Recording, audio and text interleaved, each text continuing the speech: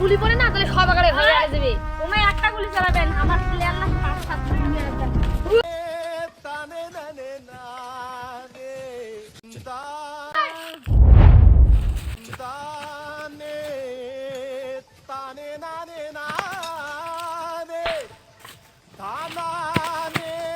ভিডিওখান কেমন লাগিল সেটা কমেন্ট করে কও।